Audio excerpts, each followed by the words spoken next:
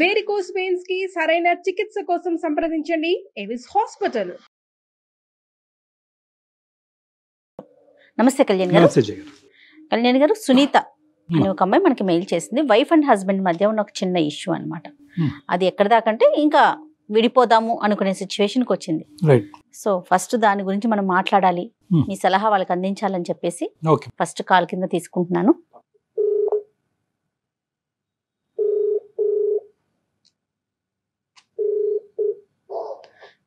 Hello hello, Sunitha గారండి? అవునండి, మీరెవరండి? నేను జయానండి, అందమైన జీవితం ప్రోగ్రామ్ నుంచి కాల్ చేస్తా ఉన్నాను. చెప్పండి మేడం. యా, సునీత గారు మీరు మెయిల్ చేశారు. సో మెయిల్ చూసాను, అది డాక్టర్ గారు ముందు ఉంచాను. మరొకసారి మీరు డాక్టర్ గారితో మాట్లాడతారా? మాట్లాడతాను మేడం. రైట్. నమస్తే సునీత గారు. నమస్కారం సార్. చెప్పండి అమ్మా, సమస్య ఏంటి? సమస్య ఏంటి అంటే నేను మా హస్బెండ్ తో జర్నీ చేయలేకపోతున్నాను సార్. ఒకటి మెయిన్ ప్రాబ్లం ఏంటంటే పుట్టింట్లో ఉన్నప్పుడు అట్లా అమ్మ నాన్న వల్ల సఫర్ అయ్యాను. సరే వాళ్ళు ఎవరినో తీసుకొచ్చి వీళ్ళని చేసుకో అంటే నోరెత్తకుండా తను చేసుకున్నాను. నేను ఏమీ కూడా చదువుకోలేదు సార్, నేను 8th క్లాసే చదివాను. తను చేసుకున్న కాడి నుంచి ప్రతిరోజు నాకు చుక్కలు చూపించాడు, కానీ ఒక్కరోజు కూడా నా దగ్గర కూర్చొని తను ప్రేమగా మాట్లాడిందే లేదు.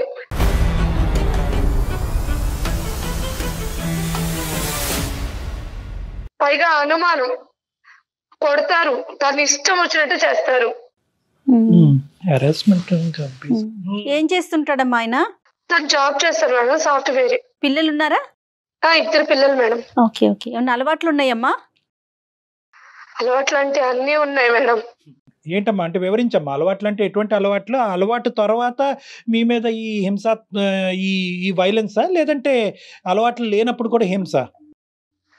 అలవాట్లు అంటూ తాగుడు పోతోనైనా భరించొచ్చేమో గానీ తిరిగిపోతోళ్ళని అయితే భరించలేదు సార్ ఎవరు కూడా.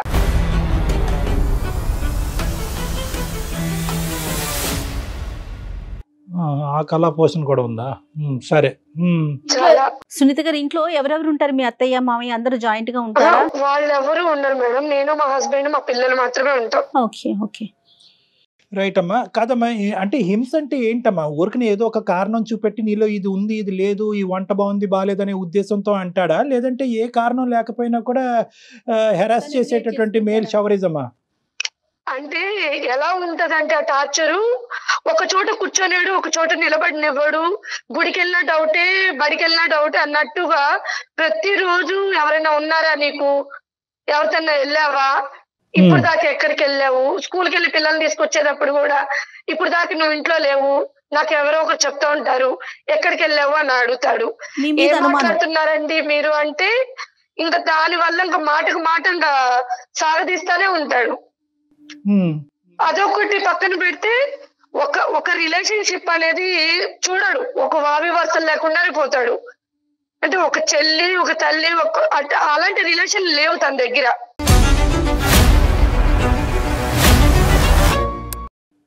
అంటే ఏంటమ్మా? అంటే వాళ్ళతో రెస్పెక్ట్ గా ఉండడా ఏంటి మీ ఉద్దేశం? అంటే ఒక భార్య దగ్గర చేయాల్సినవి అన్ని ఆ రిలేషన్ దగ్గరగా ఉంటాడు. వాళ్ళు అంటే ఒక చెల్లి కావచ్చు, ఒక అత్త కావచ్చు, ఒక అక్క కావచ్చు, ఆ రిలేషన్ దగ్గర కూడా తను వెళ్తుంటాడు. అది కూడా ఎలా వెళ్తాడంటే నా కళ్ళ ముందే నా ఇంటికే తీసుకొచ్చి నువ్వు చూడు అంటాడు అనమాట.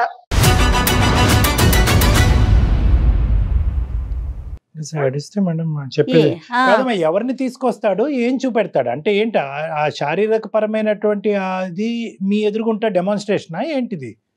అంటే నేను చూడాలి, తను ఎలా ఉంటాడనేది నేను చూడాలి. నేను మానసికంగా నలిగిపోవాలి తన కళ్ళ ముందు. నేను నా ముఖం మీద నవ్వు అనేది ఉండకూడదు. ఎందుకమ్మా అంత కసి ఏంటమ్మా నీ మీద, అంత కోపం ఏంటమ్మా? అంటే పెళ్ళై ఎన్ని సంవత్సరాలు అయింది మీది? 10 years అయింది సార్. 10 years బట్టి ఇదే ప్రవర్తన, లేదంటే తాగి బుర్ర పాడయి ప్రవర్తన? మేడం ఇప్పటి వరకు నాకైతే ఇష్టంతో చేసుకున్నానా కష్టంతో చేసుకున్నానా అనేది ఇప్పుడు వరకు చెప్పలేదు నాకు. నుంచి ఇదే ప్రాబ్లం నాకు. కాదమ్మా, అతనికి ఏమైనా బ్యాక్గ్రౌండ్ స్టోరీ ఉందా? కష్టం మీద నిన్ను చేసుకున్నాడా? ఆ తల్లిదండ్రుల మీద చూపెట్టినటువంటి కోపం అంతా నీ మీద చూపెడుతున్నాడా? ఏంటిది అంటే ఇప్పటికైనా నీకు అర్థమై ఉంటుంది కదా. ఇప్పుడు కారణం ఉండేటటువంటి కోపం అంటే కొంతవరకు అర్థం చేసుకోవచ్చు. కానీ ఇదేంటంటే ఈ విపరీతమైనటువంటి ధోరణి, శాడిజం వెనకట్ల ఏ కారణం లేకుండా జరుగుతుందా అంటే కనుక మాకే ఆశ్చర్యంగా ఉంది. అది నాకు కూడా తెలియట్లేదు సార్. తను నన్ను ఎందుకు ప్రాబ్లం ఇలా చేస్తున్నాడు, ఇలా చూస్తున్నాడు.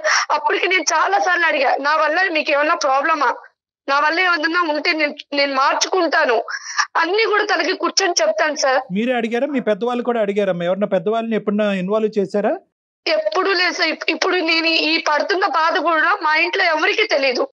వాళ్ళ ఇంట్లో తెలుసా? పోనీ వాళ్ళ ఇంట్లో కూడా తెలియదు మేడం. ఎందుకంటే నాకు తండ్రి చనిపోయాడు, అమ్మ కూడా నాకు కష్టపడి పెంచింది. ఇప్పుడు నేను ఇక్కడ పడుతున్న బాధలు నేను వెళ్ళి చెప్పాను అనుకోండి, ఇప్పుడు నా వల్ల నేను పడిందే కాకుండా మా అమ్మ వాళ్ళు కూడా పడతారన్న ఒక భయంతో ఇంతవరకు నేను ఏదే చెప్పలేదు.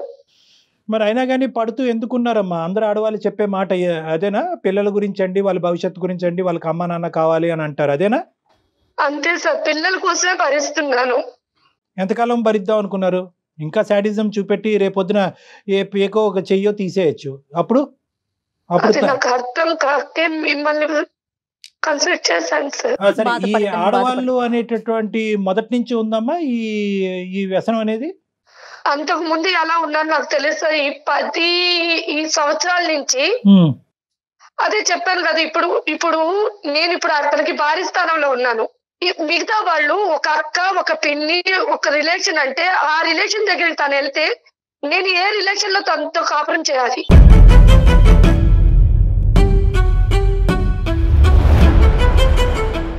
వాళ్ళు అంత దిగజారుడు ఏంటమ్మా? ఇప్పుడు ఓకే, ఇతను అంటే కనుక ఇతను వ్యక్తిత్వం, పర్సనాలిటీ భయంకరం ఉంది అనుకోవచ్చు. వాళ్ళు ఎందుకు అలా దిగజారిపోతున్నారు? ఇతనితో ఆ వ్యసనాలకి ఆ విధంగా ఫిజికల్ రిలేషన్ కి ఎలా వస్తున్నారు వాళ్ళంతా? సరే, తిని దగ్గర కూడా చాలా డ్రామాలు ఉంటాయి. అంటే బయటకు వెళ్ళిన తర్వాత ఎలా చెప్తారంటే, తను నాకు సపోర్ట్ చేయదు, తను నాతో ఉండదు, నా దగ్గర ఇంకా పడుకోదు.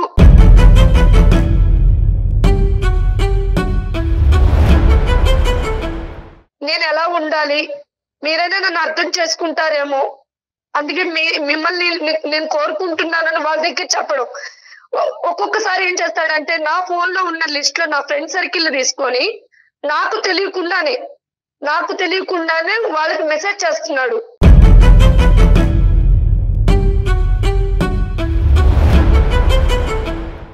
ఇలా సునీత నాతో అడ్జస్ట్ అవ్వదు, సునీత నా దగ్గరికి రావట్లేదు, సరేనా, నా ప్రాబ్లం ఇది, నేను ఎవరికి చెప్పుకోవాలి అర్థం కాక మీతో చెప్పుకుంటున్నాను, అలా వాళ్ళకి చెప్పి వాళ్ళని వశపరుచుకుంటున్నాడు.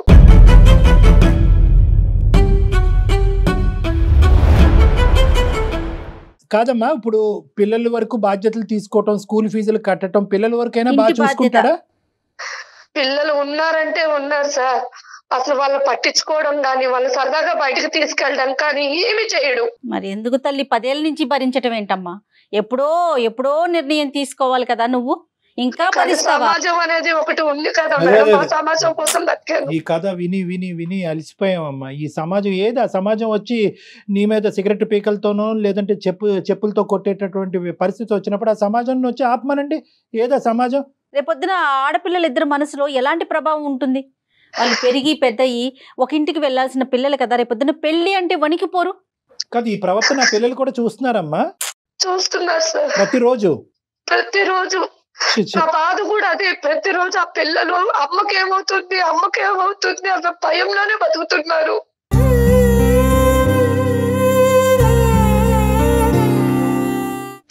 నేను చైల్డ్హుడ్ లో ఎలా అయితే నలిగిపోయాను, ఇప్పుడు నా పిల్లలు కూడా అలాగే నలిగిపోతున్నారు. సరే, నాకు అది 10 సంవత్సరాల పాటు భరించేటటువంటి సునీత ఈ రోజు మాకెందుకు చేస్తుందమ్మా ఫోను? ఇంకొక 20 సంవత్సరాలు భరించరాదు? నేను ఇలా అంటున్నానని నువ్వేమనుకోవద్దు. ఎవరిని ఉద్ధరించడానికి భరించటం, నీలో ఏ తప్పు లేదు అంటున్నావు. అతను చూపెట్టినటువంటి హింస యాంగిల్ ఏది లేదండి, అన్ని రకాల హింస చూపెట్టాడు అని అంటున్నాం. పిల్లలకు కూడా అది అది చూస్తున్నారు పిల్లలు. అందులో ఏంటంటే అన్నిటికంటే భయంకరమైనటువంటి అంశం ఏంటంటే ఒక శారీరక పరమైనటువంటి సంబంధానికి వావి వరుసలు అవసరం లేదు అనేటటువంటి ఒక రాంగ్ ఎగ్జాంపుల్ ఆడపిల్లలకు చూపెడుతున్నాడు. అమ్మ ఇది ఏం చేయాలమ్మా? 5 నిమిషాలు వింటేనే మాకు అసహ్యం కలుగుతోంది. ఆ పిల్లలు ఏమనుకుంటారమ్మా? ఆంటీ ఎందుకమ్మా ఆ రూమ్ లోకి వెళ్ళింది, నాన్న ఎందుకమ్మా అక్కడ పడుకున్నాడు, ఇవన్నీ రావు రేపొద్దున. అప్పుడు ఏమంటారు? నాన్న ఎంత తిట్టుకుంటారో ఇది ఓపికగా చూసేటటువంటి నిన్ను కూడా అంతే తిడతారు. ఈ దరిద్రం అంతా మాకెందుకు చూపెట్టావమ్మా అని అంటారు. ఏం సమాధానం చెప్తారు? నీకు అమ్మా నాన్న ఇద్దరు కావాలి కాబట్టి నేను ఓపికగా ఉన్నానని అంటారా? ఏ సమాధానం చెప్పినా చల్లదు అక్కడ. ఎందుకు బయటికి రాలేకపోయారు అండి సునీత గారు? ఎందుకు ఆలోచిస్తున్నారు మీరు? అంటే మీ కాళ్ళ మీద మీరు నిలబడే ధైర్యం లేకనా? తోడు రీజన్ ఏంటి? తోడు సమాజం. ఇద్దరు ఆడపిల్లలు. ఇప్పుడు నా జీవితం ఇలా అయిపోయిందని నా పిల్లల జీవితం కూడా నేను చెడగొట్టలేను కదా. రేపు అనే రోజు మీ నాన్న ఎక్కడా అంటే ఆ పిల్లలు సమాధానం చెప్పుకోకుండా తలదించుకొని బాధపడతారేమోనని ఇన్ని రోజులు సర్దుకున్నాను. ఒకటి సునీత గారి పెద్ద ప్రాబ్లం ఏమొచ్చిందంటే కనుక ప్రతి రోజు ఇలాంటి ఒక 20-30 కథలు వింటా ఉంటానమ్మా. ప్రతి వాళ్ళు ఇదే అంటారు. రేపొద్దున అదే పిల్లలు రేపొద్దున ఇంకో విధంగా మాట్లాడతారమ్మా. మీరేమనుకుంటారంటే నాన్న ఎక్కడమ్మా అనే ప్రశ్న అడుగుతారేమో, ఆ ప్రశ్న అడగకుండా వాళ్ళని కాపాడాలని మీరు అనుకుంటున్నారు. మీకు అర్థం కాని ఏంటంటే ఇలాంటి నాన్నతో ఎందుకమ్మా ఇంతకాలం ఉన్నావు, ఇలాంటి నాన్ని మాకెందుకు చూపెట్టావమ్మా, మగజాతి మీదే నమ్మకం పోయే విధంగా మమ్మల్ని ఎందుకు తయారు చేసావమ్మా అని అడిగే పిల్లలు కూడా ఉన్నారు. అడుగుతారమ్మా, అడుగుతారండి రేపొద్దున. కాదు అంటే కలిసి ఉండటానికే నిర్ణయించుకున్నారా? ఆ మనిషిని మార్చేది వద్దా? ఓకే. ఎందుకంటే ప్రతిరోజు నిద్ర లేకుండా బతకలేను, ఆకలి దాచుకొని బతకలేను సార్ నేను.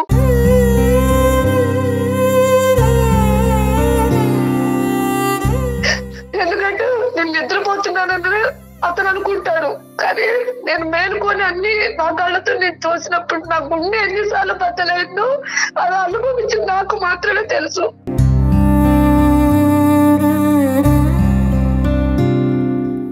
ఈ రోజు మీ మీద గర్జిస్తున్నాం కానీ, మేము కోపడుతున్నాం కానీ, అంటే నువ్వు నిర్ణయం సరైన సమయంలో తీసుకోలేదనే బాధతో అంటున్నాం కానీ నీ బాధ మాత్రం అది వర్ణించలేమమ్మా. అది చాలా అది అనుభవించే నీకే తెలుస్తుంది. ప్లస్ ఇంకా పెద్ద ప్రాబ్లం ఏంటంటే నీకు చెప్పుకోవటానికి ఎవరు లేరు. ఇప్పుడు తల్లితో చెప్పుకుందాం అంటే ఆవిడ ఏం చేయగలదు, ఆవిడ బాధపడుతుంది. ఇప్పుడు చెప్పుకునేటటువంటి మనిషి లేకపోతే కనుక ఉన్న సమస్య 10 రెట్లు అవుతుందండి. సరే ఈ మనిషి ఇక్కడైనా నీ ఒక్కడితోనేనమ్మా, నీ ఒక్కదానితోనేనా, లేదంటే అందరితోని ఇదే శాడిజము ఇదే పదజాలం కానీ ప్రవర్తన కానీ ఉంటుందా? సార్ నేనంటే కట్టుకుంటూ పిల్లను కాబట్టి భరిస్తున్నాను. పెట్టుకున్న వాళ్ళు ఎవరు భరించారు కదా. అవును. సరే అత్తయ్య మావికి ఏమైనా చెప్పే ప్రయత్నం చేశారా? ఎప్పుడైనా చెప్పారు ఇట్లా చేస్తున్నాడు, ఇట్లా బిహేవ్ చేస్తున్నాడని? వాళ్ళ దృష్టికి ఏమైనా తీసుకెళ్లారా? నువ్వు వాళ్ళ దగ్గరికి వెళ్ళినా నేను ఒప్పుకోను. అదేలే, మా అమ్మ ఏం చెప్తే నువ్వు అదే వినాలి. నీ చెప్పు చేతుల్లోనే నీ బాధను కూడా ఎవరికి చెప్పుకోకూడదు. నేను ఇలాగే ఉంటాను, నువ్వు బాధను అనుభవిస్తూనే ఉండాలి. ఎవరి దగ్గర నీ బాధను కక్కకూడదు. ఎవరు నీకు సహాయపడటానికి రాకూడదు. అది అన్యాయం. ఈవిడేమంటారు? ఇది అమాయకత్వం అంటారా, మూర్ఖత్వం అంటారా, ఏమంటారు? సరేనమ్మా, ఇప్పుడు మమ్మల్ని ఏం చేయమంటావు చెప్పు. నిర్ణయం అయితే తీసుకున్నానని అంటున్నావు. ఇందులో నాకు నిద్రలేని రాత్రులు, పిల్లలకి దరిద్రం ఇంక నేను చూపెట్టకూడదు అనేటటువంటి ఆలోచనలో నువ్వు వచ్చావు. మరి మా పాత్ర ఏంటి? ఈరోజు ఎందుకు మాకు ఈమెయిల్ పంపించారు? నాకు అతను వద్దు సార్. నేను చదువుకోపోయినా 4 ఏళ్ళలో పని చేసుకున్నా నా పిల్లలు బతికించుకుంటాను. లేట్ అయినా లేటెస్ట్ గా వచ్చింది. నాకు అతను వద్దు. ఓకే, నాకు అతని దగ్గర నుంచి నాకు విడాకులు కావాలి. దానికి ఒక అడ్వకేట్, మంచి అడ్వకేట్ ని చూసి మీకు మేము ఆ ఫోన్ నెంబర్ అది ఇస్తాం, దానికి సంబంధించి హెల్ప్ చేస్తాం. ఓకే, అందుకే మెయిల్ చేశాను మేడం. నాకు ఇంకెవరు లేరు కాబట్టి మీకు మెయిల్ చేశాను. మీరు చేస్తుంది కరెక్టో కాదో అనే ఒక కన్ఫ్యూజన్ లో ఏమన్నా ఉన్నారా? అదేమన్నా క్లారిటీ కోసం డాక్టర్ గారి సలహా తీసుకుందామని అనిపించిందా మీకు? అనిపించింది మేడం. రైట్. తను చెప్పలేకపోతుంది పాపం, తన నిర్ణయం కరెక్టా కాదా అనేది తనకి. చాలా మంది ఆడవాళ్ళు మన దగ్గరకు వచ్చి, సార్ ఈ రోజుతో నేను డిసైడెడ్ సార్, ఇంకా అతను వద్దు దండం పెడుతున్నాను అంటారు. కట్ చేస్తే కనుక మర్నాడు వచ్చి సరే సార్ అతనితో కంటిన్యూ అవుతానంట.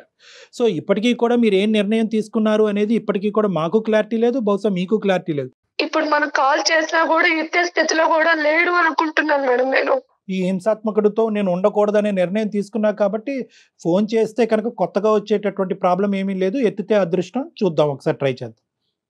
కలుపుతున్నాను sir. Right, okay. The person you are speaking with has put your call on hold. Please stay on the line. మీరు హలో సుమన్ టీవీ వాళ్ళకి దాంట్లో అందమైన జీవితం ప్రోగ్రామ్ కి నేను మెయిల్ చేశాను. దాంట్లో డాక్టర్ కళ్యాణ్ చక్రవర్తి గారు సైకాట్రిస్ట్, అలాగే జయ మేడం గారు కూడా ఉన్నారు. నా వర్షన్ లో నేను అన్ని చెప్పుకున్నాను. వాళ్ళు మీతో మాట్లాడతారంట, ఒకసారి మాట్లాడండి. ఏం మాట్లాడతారంట? ఏం మాట్లాడతారు వింటేను కదా తెలుస్తుంది. నువ్వు ఎందుకు వెళ్ళావు? ప్రోగ్రామ్ ఎందుకు వెళ్ళావు? నా కోసం నీకు తెలుసు కదా. పిచ్చి పిచ్చి వేషాలు వేస్తున్నావు ఏంటి? ఇప్పుడు నాతో వాదించమని నేను అడగలేదు, నన్ను తిట్టమని నేను అడగట్లేదు. ఒకసారి వాళ్ళతో మాట్లాడమంటున్నాను. నువ్వు ప్రోగ్రామ్ ఎందుకు వెళ్ళావు అన్నా నేను ఫస్ట్. ఆవిడ రాలేదండి, రాలేదు. ఏం పేరమ్మా? అతని పేరేంటమ్మా? నమస్తే బాబు, నీ పేరు అడగలేదు. నీ పేరేంటన్నా? రమేష్ అండి. రమేష్, రమేష్ నమస్తే. నమస్తే అమ్మా. తర్వాత ఇంకా చాలా నమస్తేలు పెడతాం. మీరేం కంగారు పడకండి. ఆవిడేమి మాకు ఫిజికల్ గా మన ఆఫీస్కి రాలేదు. మీరెవరో కనిపించరు, ఆవిడ కనిపించదు.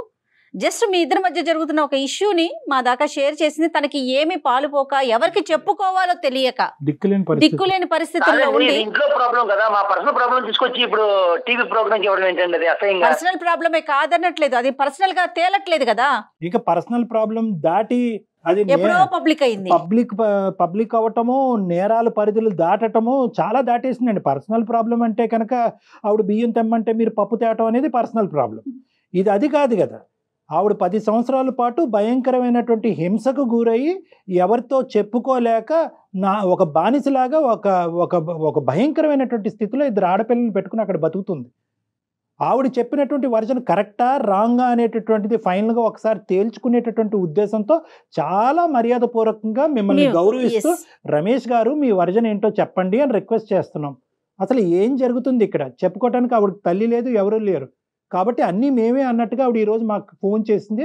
మేము ఆవిడకి ఫోన్ చేయడం జరిగింది. ఆవిడ చెప్పుకుంది. ఇప్పటికైనా ఒక కాసేపు సానుకూలంగా ఒక కూల్ వాతావరణంలో మర్యాదపూర్వకంగా మాట్లాడుకుందాం. ఇది తేల్చే అంశమా, తేల్చలేనటువంటి అంశమా? ఏం మాట్లాడతాం సార్? ఇది ఫ్యామిలీ విషయాలు కదా సార్. ఇలా వీధిని ఎక్కడ అనేది కరెక్ట్ కాదు కదా. అలా కాదు, వీధి ఎక్కలేదండి. ఇది వీధి కాదు. సారీ, మీరు ఆ మాట అంటే కనుక నేను ఖండిస్తాను. మీ భార్యకి మీకు ఇప్పటి వరకు ఎవరు మీ భార్యకి ఒక సలహా ఇచ్చేవాళ్ళు లేక ఆవిడ 10 సంవత్సరాల పాటు నరకాన్ని అనిపించింది. మీకు బుద్ధి చెప్పేటటువంటి వాళ్ళు ఎవరు లేక మీరు ఇలా విర్రవీగిపోతున్నారు. మీరు కొట్టడం వాస్తవా? వేరే స్త్రీలను తీసుకొచ్చి ఇంట్లో కొనకటం అనేది వాస్తవా? మీరు తాగి తందనాలు ఆడటం అనేది వాస్తవా కాదా చెప్పండి, బాధ్యతలు తీసుకోకుండా. ఈ 4 అంశాల మీద మీ వివరణ ఏంటో చెప్పండి. అవును సార్, చేసిన మాట నిజమేనండి. తప్పే ఉంది సార్. ఏంటి? నాకు నా లైఫ్ స్టైల్ ఎలా ఉంటది, నాకు నచ్చింది, నేను అలాగే ఉన్నాను. కుక్క అండి ఆవిడేమన్నా కొట్టడానికి? కుక్కను కొడితేనే చంపేస్తున్నారు ఈ రోజుల్లో. కుక్క ఆవిడ ఎందుకు కొడతారు ఆవిడ? ఏమో సార్, మా ఇళ్లలో ఫస్ట్ నుంచి మా పరిస్థితి ఇలాగే ఉంటుంది సార్. ఆడవాళ్ళు చనిపోయాం మేము అసలు. ఖచ్చితంగా మా కాలేజీ ఉండాల్సిందే సార్. మా నాన్నగారు, మా తాతగారు, మా అన్నయ్య గారు వీళ్ళందరూ ఇలాగే ఉన్నారు. నేను కూడా అలాగే ఉన్నాను సార్. రేపొద్దున మీ పిల్లలకి పెళ్లిళ్ళు చేస్తే వాళ్ళ పరిస్థితి కూడా అలానే ఉంటే ఓకేనా మీకు? సొంత ఇస్తే నెత్తి మీద ఎక్కి నాట్యం చేస్తారు. ఎవరు? ఆడవాళ్ళా? ఏం మాట్లాడుతున్నావయ్యా నువ్వు? సాఫ్ట్వేర్ వా? ఏం మాట్లాడుతున్నావు నువ్వు? ఏ కాలంలో ఉన్నావు? మా ఇంట్లో పరిస్థితి ఇలాగే ఉంటదండి. మీరు ప్రత్యేకంగా ఉన్నారా? వేరే ప్రదేశంలో ఉంటున్నారా? మనుషుల మధ్య ఉండట్లేదు? తను అసలు నాకు ఇష్టం వచ్చినట్టు ఉండదండి. నాకు కంఫర్ట్ గా ఉండదు. నాకు నచ్చినట్టుగా నేను ఉంటాను అంతే. మీకు నచ్చినట్టుగా మీరు ఉన్నటువంటి వాయు వర్ష లేకుండా జంతువులాగా ప్రవర్తించటమా? కాదు నాన్న, ఏంటి ఇది మా పద్ధతులు, ఇది మా ఆనవాయితీ, ఇది మా సాంప్రదాయం అంటే ఏంటి? పారంపర్యంగా వచ్చినట్టు ఆవిడ కూడా ఆవిడ ఇంట్లో పద్ధతి సాంప్రదాయం కూడా అంతేనంట. మగాడిని చెప్పించుకుని కొట్టాలంట, అవసరం అయితే కనుక బూటకాలు కింద తొక్కేయాలంట. వాళ్ళ ఇంట్లో కూడా అదే సాంప్రదాయం అంటారు. అలా చేయకపోబట్టే మీకు 2 కాదు 3 కొమ్ములు ఉన్నాయి. కాదు, ఇప్పుడు కొట్టడం వెనకతలు సరే నువ్వు కొడుతున్నావు, ఇది సాంప్రదాయం, ఆడదాన్ని ఎక్కడైతే పెట్టాలో అక్కడ పెట్టకపోతే కనుక లేచి మన నెత్తి మీద శివతాండం చేస్తుందని ఏదో పెద్ద పెద్ద కబుర్లు చెప్తున్నావు. ఈ అమ్మాయి ఈరోజు ఒక తల్లిగా కానీ, ఒక భార్యగా కానీ, ఒక స్త్రీగా కానీ మీకు చేయనటువంటి ఒక్క అంశం ఈ 10 సంవత్సరాల్లో చెప్పు. ఏదో చేయట్లేదు అంటున్నావు కదా. 0.5% వేలెత్తి తప్పు చూపెట్టు. 0.5% వేలెత్తి తప్పు చూపెట్టు. నాకు నచ్చినట్టు ఉండదు సార్ అమ్మాయి. ఏంటో నచ్చటం గడిపిగుడ్డు? నువ్వు ప్రిన్సా? నువ్వేమన్నా పెద్ద రాజువా? ఏంటి నీకేంటి నచ్చాలి? ఎలాంటి భార్య కావాలి? నేను ప్రిన్స్ కాకపోయినా నా ఇష్టాలు అంటే నాకు ఉంటాయి కదండి. నేను బ్రతకాలనుకున్నట్టు నాకు భార్యగా సపోర్ట్ చేయాలి కదా. సార్ ఇది ఎలాంటోడు అంటే కనీసం మా నాన్న చనిపోతే కనీసం మా నాన్న చూడటానికి రాలేదు.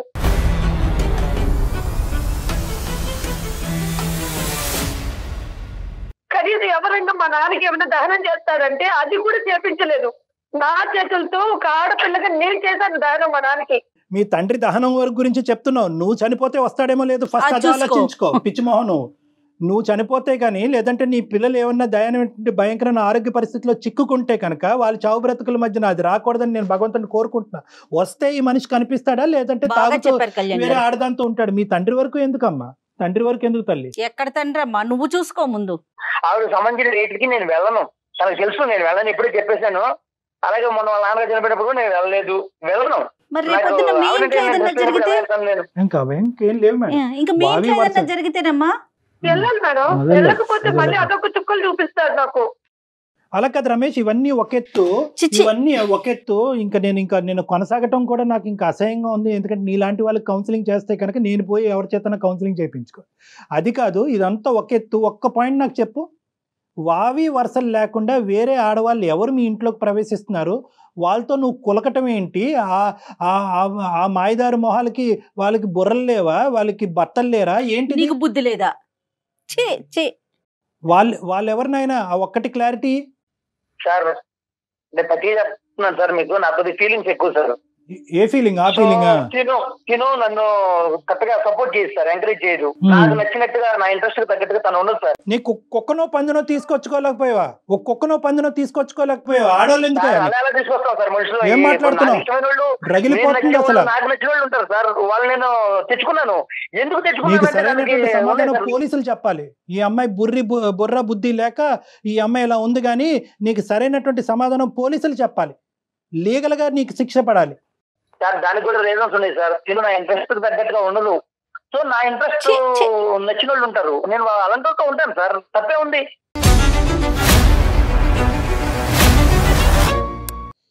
ఏమ్మా ఇప్పుడు అతనితో మాట్లాడి, అతనితో మేము కూర్చుని కౌన్సిలింగ్లు చేసి, అతన్ని దేవుణ్ణి చేసి మీ ఇంట్లో మీ గూట్లో మళ్ళీ పెడతాం అనేటటువంటి ఆలోచనతో నువ్వు మాకు చేసి ఉంటే కనుక బహుశా అది బూడిదపాలే. నువ్వు ఇప్పుడు నీకు వద్దు అనుకుంటున్నావా? నీ నిర్ణయం 210% కరెక్ట్ అమ్మా. వద్దు అనుకుని మామూలుగా వదిలేయకూడదమ్మా. ఒక అడ్వకేట్ కి దగ్గరికి వెళ్ళి ఇది అప్లై చేయటము, లేకపోతే డివోర్స్ కోసం వెళ్ళటం కాదు, ముందు పోలీస్ కంప్లైంట్ ఇవ్వాలని చెప్తాను నేనైతే. తనొద్దనుకోవడం కాదు, నేను ఒప్పుకున్నాను తనని. తనకు చెప్పండి, తనొద్దనుకోవడం కాదు, తనే నాకు వద్దు, నాకు తను సూట్ అవ్వదు, నా ఇంట్రెస్ట్ దగ్గర తను ఉండదు, తను నాకు వద్దండి.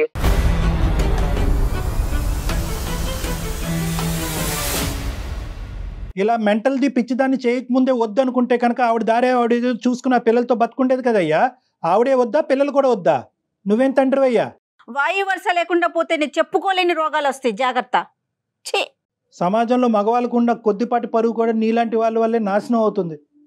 ఏం మాట్లాడుతున్నావు? పిల్లలు కూడా వద్దా? నువ్వు కని పెంచినటువంటి 2 ఆడపిల్లలు కావాలా? వాళ్ళు కూడా వద్దా? నాకు పిల్లలు చూసుకున్నంత టైం ఉండదు, నాకు కుదరదు.